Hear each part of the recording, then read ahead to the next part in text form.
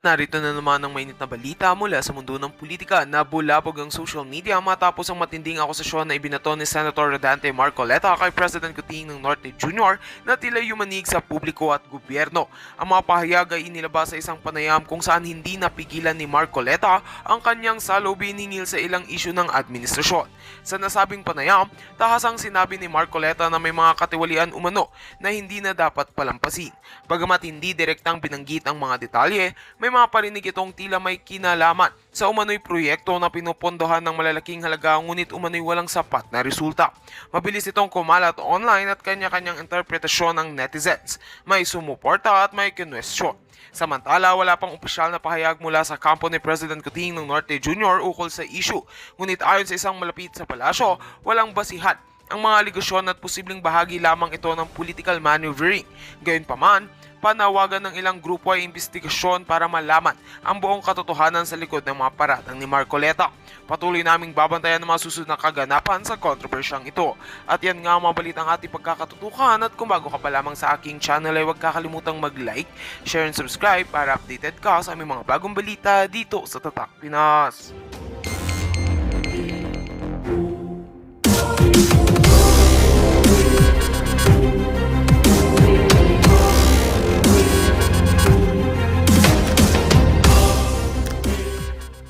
Sa ating community, alam nyo na kung gagawin mga kababayan. Yung like button, yung join button, nandyan lang ho sa baba.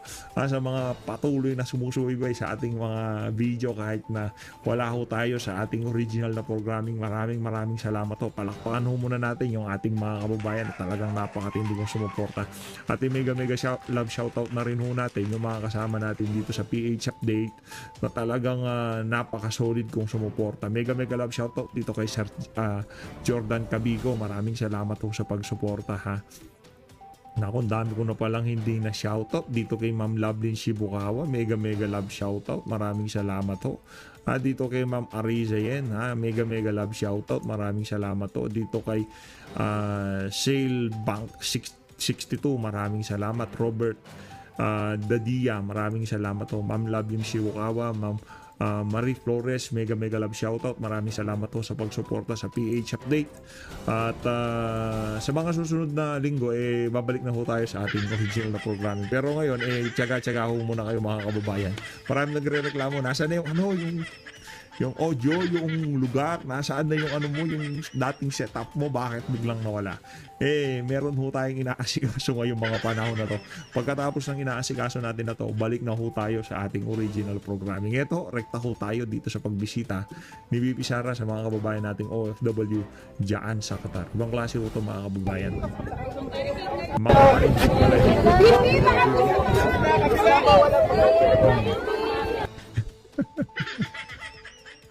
napanood nyo ho, ibang klase ho talaga. Pagod mo isa doon, doon kami doon.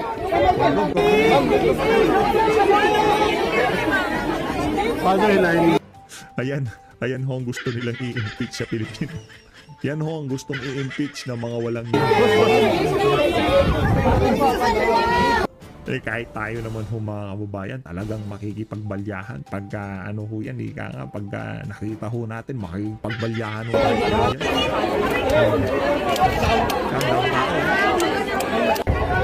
Parang nasa Davao lang ho itong si BP. Sorry.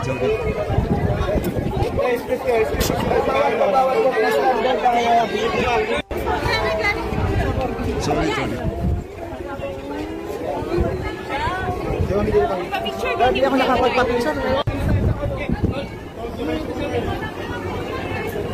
Grabe naman ho yan. Yan ho ang gusto hong i-impeach ng administrasyon itong si Marcos Jr. At wala dito sa video na to, wala ho tayong maraming pag-uusapan. Rekta ho tayo sa punto, direct to the punto. Dito ho tayo kay Senator Dante Marcoleta. Na-miss natin tong si Kong Dante. Ilang araw din natin di nakikita tong si Senator Dante Marcoleta. Ito, napapakong pa rin ho tayo kasi medyo hindi pa rin ho tayo sanay doon sa Senator. Pero masasanay din ho tayo. Sen, mega love shoutout Sen yan ang sinasabi ko sa inyo. Diba? Mga kasama natin diyan sa Duterte, kahit tapos na eleksyon, nanalo na yung mga yan. Pero yung kanilang pagsasalita, kung gaano yung intensity nung panahon ng eleksyon, siya pa rin hong nakikita natin ngayong mga panahon na to. Saludo kay Senator Rodante Marcoleta. Maraming salamat, sir. Saludo, saludo. Ewan ko lang, Sen, ano? Dito nga, ito, hawak ko na naman itong isang resulta ng survey na ito, naging, alam nyo, ewan ko lang kung ito'y totoo na. Kasi itong mga nakalipas, kami dito sa palatuntunan ito, habang kayo nangangampanya, isa kami sa mga nanggagalaiti sa resulta ng survey. Ano ha? Yung si Sir Jen, medyo napinobia na may phobia na sa survey. Pagka-usapang survey, medyo allergic na siya. Ito ngayon, mukhang naiba na ang mga survey pagkatapos ng eleksyon. Sen, alam niyo ba ito Naiba sinasabing? anong ibig sabihin ng naiba? Naging makatotohanan ba? Naging konti, konting mukhang unti-unting. Nagtotoo na ba sila? Nagtotoo na ng konti. Sen, ano ha? Kasi kung hindi pa sila magtotoo, Ay, mukhang babagsak ng industriya nila. wala na eh. Mukhang di wala ba? na maniniwala talaga. Oo. Alam niyo ba ito na mahigit daw po sa kalahati ng mga Pilipino ang hindi sang-ayon. Ano ha? Wag mo na itong trust rating. Sige, gusto niyo? Sige. Ilagay niyo sa prompter itong yung trust rating. Basahin ko yung trust rating muna. Sige ha. Wala kasi dito sa ating item yung mga trust rating nasa prompter natin. Direct. Yung prompter natin tungkol doon sa trust rating.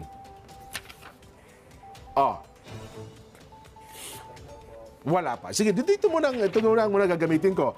Ano ha? Mahigit daw po sa kalahati ng mga Pilipino hindi sang-ayon sa pag-aresto at pagpapadala kay dating Pangulong Rodrigo Duterte sa International Criminal Court o sa ICC. Ayon po sa mahigit sa kalahati. mahigit sa kalahati po. Kung halimbawa nakikipag-reconcile ang gobyerno, Jen, maging sensitive ka dun sa damdamin ng higit sa kalahati ng ating mamamayan, ayaw pala nila yon. Ayaw po. Hindi ka magagawa ng paraan para yung damdamin na yon ay maglubag man lang. Maglubag man lamang ng Higit sa kalooban. kalahati ang sinasabi mo eh. Opo, ito po. Sabi niya, ayon po sa survey ng Pulse Asia, bago lang ito. Mula May 6 hanggang May 8, 58% ng mga respondent hindi sang-ayon sa nangyari. Nangyari po kay dating Pangulong Rodrigo Duterte. Ngayon, anong gagawin mo riyan pagka ganyan? Nakikipag-reconcile ka eh. Kasi dapat alam mo na, kumbaga sentimento na ng taong bayan ito, di ba? Ano sasabihin mo sa kanila? Abala kayo sa buhay nyo. Kahit na maging 60% pa kayo.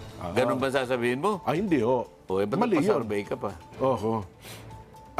26% ang sumang-ayon, 16% naman ang wala pong posisyon.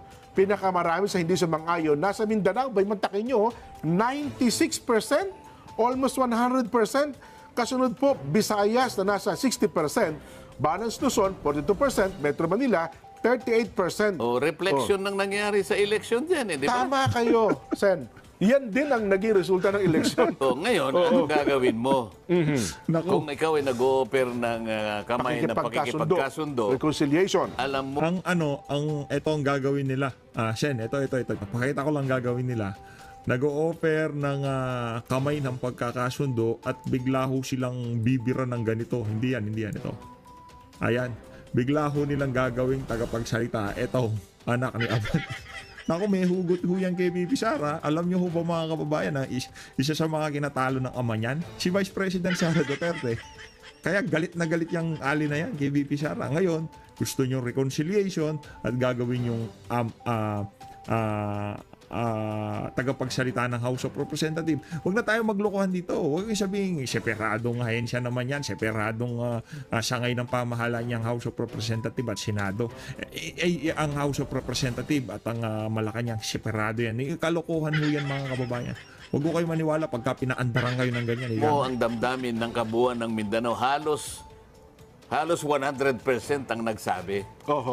Wala kang gagawin. Hindi ka magiging sensitive doon sa damdamin na yun. Pananatilihin mo ba na yung damdamin na yun ay nag-iinit?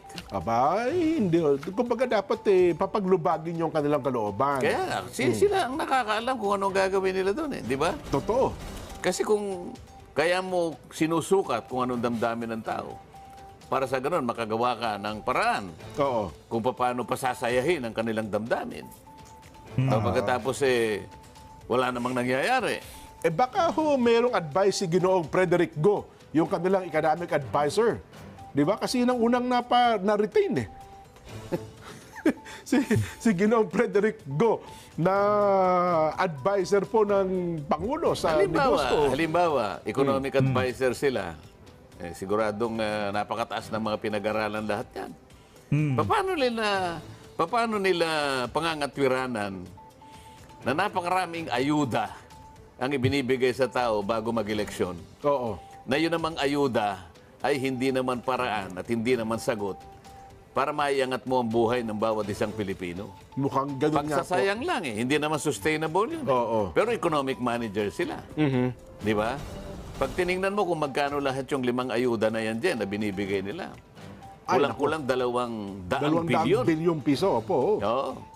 Ang tanong ko dyan, kasi kung ako magtatanong sa kanila, sino-sino nabigyan ninyo? Anong impact nangyari sa buhay nila pagkatapos nyong ibigay yan? Nako. Oo. Pinag-uusapan natin kalagayan pang-economic ng mga tao. O ngayon, wala silang pagkukulang itong mga ito. Wala bang nagsabi sa Pangulo na, Mr. President, parang mali po yung ayuda na yan eh. Kasi po, nagsasayang lang po tayo. Kaya po, dumami po ang utang natin dahil sa kabibigay po natin. Wala naman pong katumbas na production yan. Oho. Di ba? Kaya po, tingnan po ninyo yung growth natin. Consumption-driven lang. Pagkabigay po ng mga ayuda na yan, Wala na. pupunta po sila sa supermarket. Oho. Wala na po yun eh. Pero wala Hindi. po Swerte pa nga kung pupunta ng supermarket kong. Paano kung nagpunta yan sa sa Tong-Itan? Paano ba nag-scatter yan, nag-online gambling, di ba? Swerte pa pagka dinala yung na yan. Kasi sobrang kita to, baka maparami ko pa to. Ganun kasi mentality ng ibang kumukuha dyan eh. O yung iba naman, baka pagka umabot yan ng grocery, talagang swerte na. Yung iba dyan, pinangsisini lang. Nakita nyo naman yung mga nagtutupad, mga kabataan, mga dalaging din, di ba? O, pagka pinambili ng milk tea yan, tapos ang usapan, ika nga. Yung 5,000 pinang-book ng airfare papuntang Boracay o kung saan pa. Yun ang pupuntahan yan. Ano nga, kapos ang kita. May kita yung mga yan. Ika nga, pangdagdag, panggastos. Hindi pambili ng grocery. Diba? Yun ang problema natin dyan sa ayuda na yan. Wala hong ambag yan sa ekonomiya ng ating bansa. katumbas na production. Walang pagkakamali yung mga economic managers. Nako, dapat malalim nilang iniisip na mabuti yan. Paano ngayon yan? Oo. Mukhang dapat ma-realize nila talagang, yung Ayun ayuda. yung sinasabi natin eh. Saan ba ibinase yung retention? Oo. Dalawa lang kasi. Resignation, retention. Oo. O pinag-resign mo, inalis mo. Saan nakabase? Ano ba nagawa niya? Asan ang record? Oo. Nako. Isa naman, ni-retain mo. Bakit? Ba't mo ni-retain? Ano ba nagawa niya? Iba naman, nilipat mo. Di Isa ba? nilipat mo lang. Oo. Paano natin malalaman yung pagkakalipat niya, gaganda na ang kanyang performance dahil dinala mo ron. Oo. O baka mamaya, di naman niya rin alam yung pinuntahan niya. Dito may kasanayan niya, tinanggal mo, nilagay mo doon. Oo. Paano mo ngayon masasabi na kahit bagito siya rito, Oo. Kasi Magpe-perform palagi siya lang sinasabi, you do not switch horses in midstream. Oo. Nasa midway ka na eh.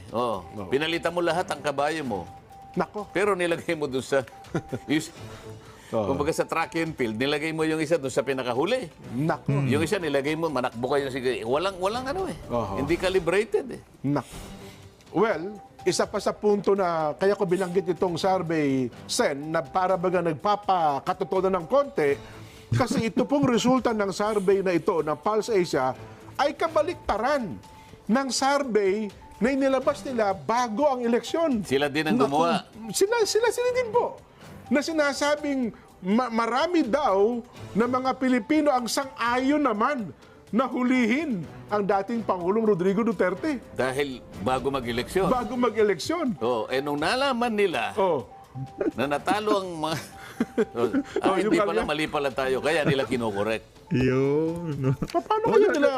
Dapat i-correct na rin ho nila niyan yung mga survey na ilinabas nila na kung saan ilinalagay nila sa bandang hulihan itong si Senator Rodante Marcoleta. Dapat tayo kung tatanungin tayo dapat ang pagkakasunod-sunod niyan.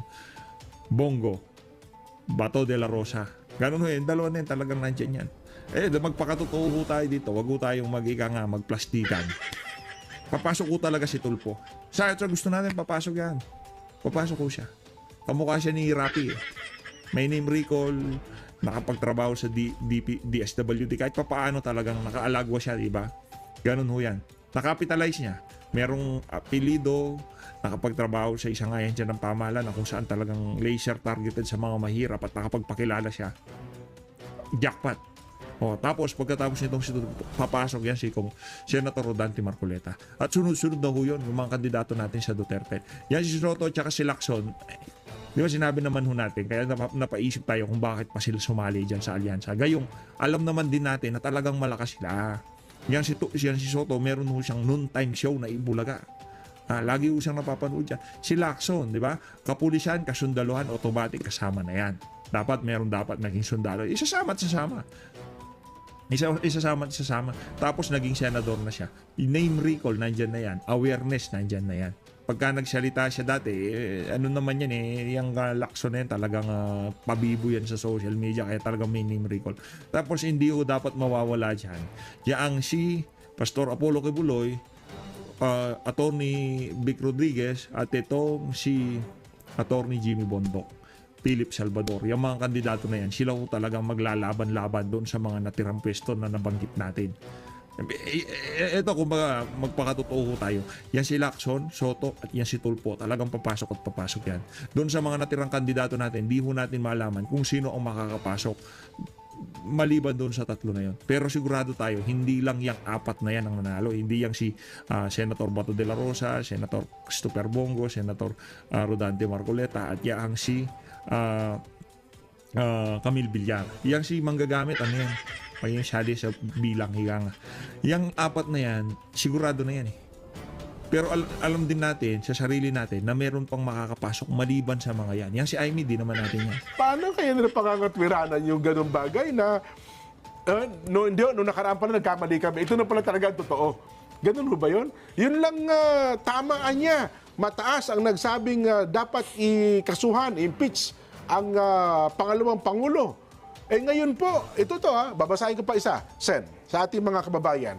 Mas mataas daw po ang nakuhang trust rating ni BP Inday Sara Duterte at ama nito, dating Pangulong Rodrigo Duterte, kumpara sa nakuhang trust rating ng Pangulong Ferdinand Bongbong Marcos Jr. Paano nila ipoprocess yun? Nako, yari. Ayun na nga. In-impeach nila eh. Oo. Yung isa, ikinulong. Nila Bakit mas mataas yung trust rating? Sa kabila nun, nang ginawa doon, ano? Kaya nga. Sa pinakahuling survey po ng Pulse Asia Research, kung saan halos kalahati ng mga Pilipino nagsabing tiwala kay BP Sara at kay dating Pangulong Digong. Sa survey po, ginawa ng May 6 hanggang 9 na nilahukan ng 1,200 respondents, nakakuha po ng 50% trust rating si BP Sara, habang 63%, ito po hindi na ito Pangulo hindi na po ito Pangulo, pero 63% pa rin ang nakuhang trust rating ng dating Pangulong Digong. Sa pareho pong survey, ang nakuha lamang ng Pangulong Bongbong Marcos ay 32%. Nako. Dito sa ipakita niyo po yung nakita niyo po sa Pangulong ang ibinaba ay halos 2 digits pa rin mula doon sa dati.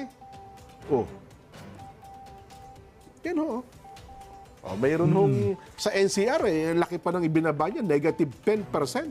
Negative 10. Nako. Grabe, negative 10 undecided pala ito. Itaas mo ng konti, Direk. Ipataas mo ng konti para makita natin yung comparison. Okay, wala na. 38%. Yan ang sinasabi natin doon sa ating mga kababayan. Samantalang noon, bago mag-eleksyon, mukhang hindi ganyan ang resulta ng survey. Sen. At ang iba nga, ay nagsasabing mukhang pabor pa raw po ang mga Pilipino na ang dating Pangulo at ang kasalukuyang pangalawang Pangulo ay naharap sa ganung mga asunto. Kaya nga siguro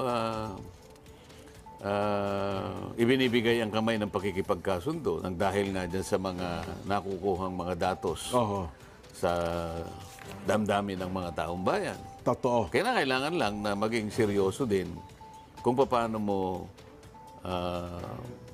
hahawakan yung kamay na ino-open sa'yo. Kailangan makita yung Kaseryosohan at saka paano kaseryosohan. ginagawa, no? At yung katapatan, Jen. Yan, Importante oo. yun. Oho. Ngayon, paano mo susukatan ng katapatan kung wala ka namang ipakikita? Oho. Kagaya ng binabanggit natin kanina. Dapat merong mag-initiate mula sa kanila na kakitaan ng katapatan. Oho. Pero ewan ko sa social media naman, sa kabilang banda, Sen, para mapag-usapan lang natin, ibig ba niya sabihin kung nag-aalok ng pakikipagkasundo ay inaabsuelto na sa mga kasong kinakaharap nito, gaya ng pamilya Duterte? Kung ganun man ang nakikipagkasundo man ng administrasyon, kung meron naman anyang mga kasong kinakaharap Hindi naman yung nakikipagkasundo ang naglilitis sa kanya, di ba? Ang pinag-uusapan, oho. yung kamay ng pakikipagkasundo, kung tatanggapin o hindi. Okay. Labas doon sa anuman yung kaso Oho. na inaharap Oho. ng isang partido, hindi ba? Opo. Ayun. Galing talaga tong si Sen. Yun ang dapat na maunawaan ng ating mga kababayan. Kasi sa social media, Unang-una, questionable pa nga kung bakit dinala doon, hindi ba? oo, Napakalaki ng legal issue tungkol dyan, hindi ba?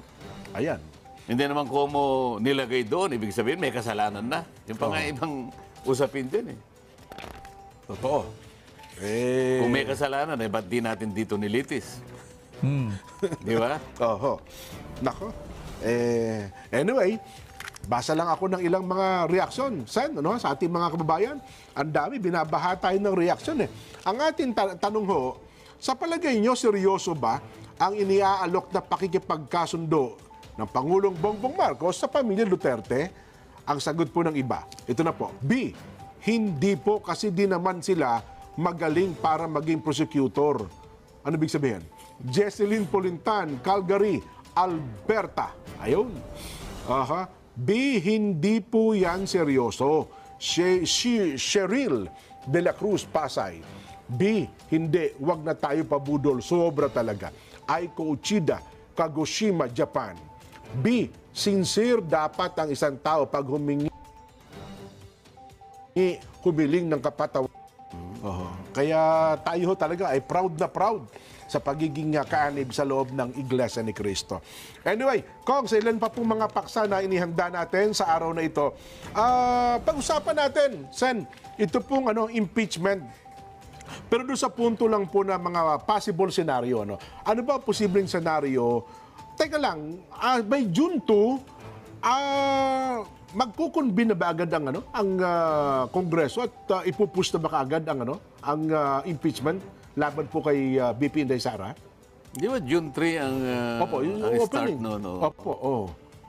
Pero Yeah. anong scenario na expect nyo? Kasi di ba parang presentation ng mga documents pa lang naman ata yun, wala pang proper hearing, di ba? Hindi, yung articles of impeachment ang, Ayun, ang tama. babasahin nila dyan. Oo. Ngayon, ang magiging consideration dyan, sapagkat ang magbabasa niyan ay yung majority leader siguro ng Senado. Ng di ba? Senado, opo. Wala pa naman, hindi pa naman sila nakapagtalaga bilang isang impeachment court, di ba? Opo, hindi pa.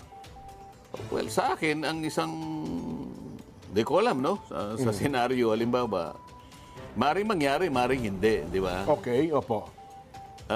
Halimbawa, napag-usapan nila na, dahil nga sa nangyayari sa atin ngayon, Jen, nag-announce ng mass resignation ng ating Pangulo.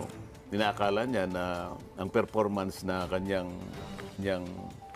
gustong makita para sa kabuuan ng bansa ay hindi na-achieve, ano? Opo. Kaya siguro, iniisip niya na kailangan magtalaga ng sa ibang departamento para sa ganun, baka makabawi pa.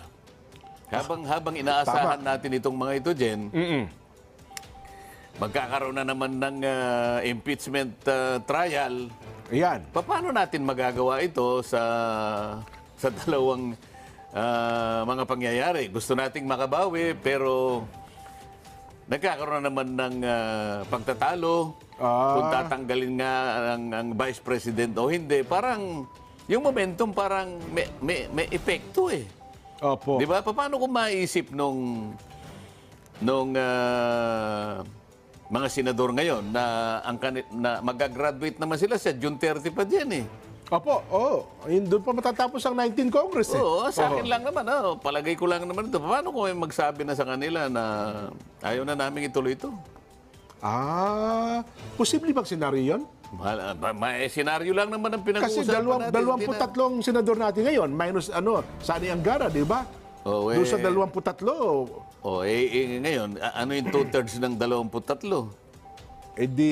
15. 15, 16, mga ganun. Di 8 na lang ang magsabi, ayaw namin. Matutuloy pa? Hindi sa akin Oo lang. nga, no? Hindi, sa akin lang naman. Naisip ko lang. Ayun.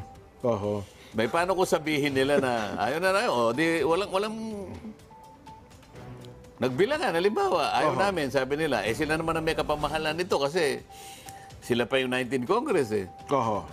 Ano sasabihin mo ngayon dyan? Nako, kung halimbawa sinabi, hindi na namin tatanggapin, ayaw na namin umusad dyan. Dihinto ba kaya yun? naman nilang gawin, di ba? Oo nga, no? Baka hindi na umabot doon sa kabila. Kung umabot naman sa kabila, iba ang komposisyon, baka paglabanin uli. Bakit mo tatalin dito yan? Di ba? Kung umabot naman sa 20th Congress, ganun ho mangyayari. Hindi, iba naman Ibang senaryo senaryo yun. naman Pwede yun, rin naman sabihin, lalong mas marami yung magsasabi, ayaw namin. Ayun. It's only a waste of time. Akala ko ba kailangan nating makabawi as a nation. Nakaharap tayo sa maraming problema. Ayun naman kasi yung unang pinag-usapan na noon pa eh. Kung bakit kasi natuloy-tuloy pa yan eh. Nang dahil lamang sa isang tao na taga-Tacloban eh. Ayun. Yun nga yung pinupunto ni Toby eh. Si Toby, siya pala pa numero 1 tumutol doon, ano?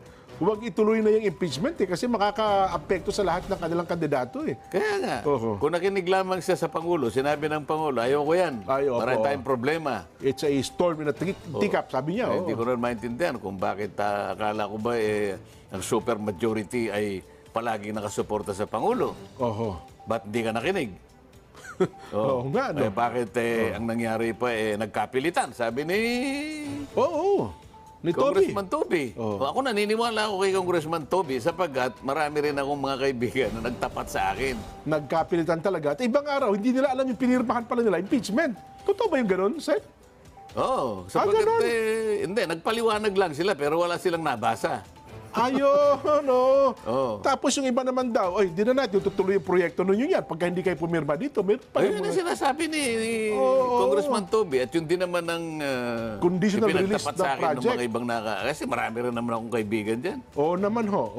Ayaw lang nilang pasabi yung mga Pangalan nila. Kasi nga raw po, yung conditional release, yun ang inaasahan nila kasi gagamitin daw nila sa kampanyahan. Sabi niya, pag hindi kayo pumirma, hindi na namin itutuloy yan. Nagsipirma sila. Ngayon, nung nagsipirma sila, hinahanap nila ngayon. Katapos daw po ang kampanyahan, parang wala naman lumabas na conditional release. Kaya nga nagsisisiyan. Nasaan na ito? Sabi naman nung naman ng Department of Management yata, Ng DBM. budget.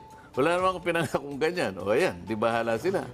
Nako, disgrasya. Kaya pala nagkakalaglagan. Kaya nga pati nga yung voluntariness ng pagsusulong ng impeachment, maku-question yan dyan eh. Hindi ba? Totoo to. Tsak yun. May sapilitan, may pressure eh. Paano gagawin mo ba yun sa sapilitan? Nanumpa ka eh. Sinabi mo, maliwanag sa iyong kaisipan, maliwanag sa iyong personal na kaalaman na meron talagang katotohanan itong nandito. Ngayon pala napilitan ka lang. Paano nangyayari yun? Mas malungkot pa sinabi niya. Kaya nga, ako, sa tingin ko lang, kung ikaw ay nag-o-offer ng kamay ng pagkikipagkasundo, tutuloy mo pa ba yan? Baka hindi ka maging katanggap-tanggap, baka hindi ka seryosohin na habang iniaabot mo yung kamay mo ng pakikipagkasundo. Baka malamang hindi niya iabot ang kamay niya kasi hindi siya naniniwala. Hindi, baka ang maging argumento naman dito, Sen, hindi ko na kasi anya sakop yan eh. Senado at saka Kamara na yan eh. Hindi na naman sakop ng ng pagiging Pangulo niya. Maniwala ako sa iyo. Di ba? Kasi... Akala mo ba kaya nga meron ka super majority doon? Di ba? Tinutupad lang po nila daw kanilang trabaho. Di ba yun din ang naging tanong daw ni Sandro? Kung hindi ka, halimbawa, bakit nung sinabi niya na kung ako lang, ayoko yan. Opo. Hindi importante yan. Hindi makatutulong yan kahit sa isang buhay ng isang Pilipino. Oo. Bakit? Yung salita na yun, pinagkikibit balikat lang yun? Mukhang ganun ang nangyari.